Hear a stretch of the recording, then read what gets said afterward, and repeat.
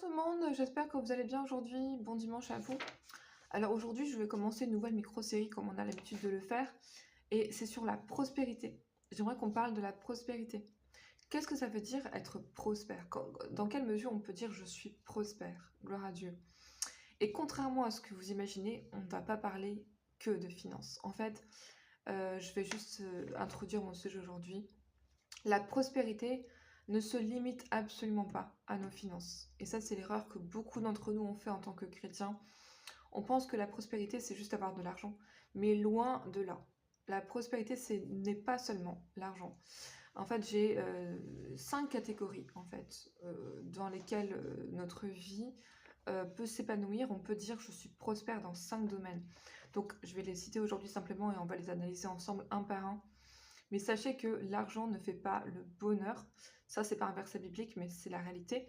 Et pour un chrétien, être prospère, ce n'est pas simplement avoir de l'argent. Alors, j'ai 5 catégories qu'on va aborder ensemble dans les prochains jours. Premièrement, c'est la santé. Deuxièmement, c'est les relations. Troisièmement, c'est le mental et l'intellect. On peut être prospère mentalement et intellectuellement. Quatrièmement, c'est les finances. Et cinquièmement, ce qui englobe en fait un peu tout, c'est spirituellement.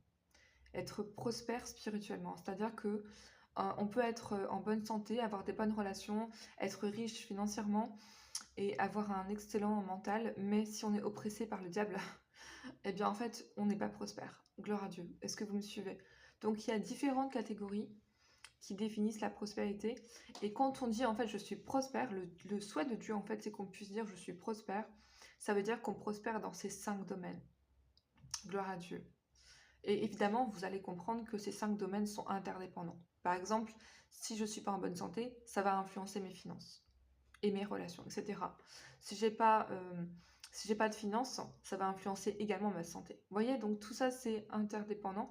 Mais le point où je veux en venir, ce sera ma conclusion de cette série prochainement, c'est que le souhait de Dieu, c'est vraiment qu'on soit prospère.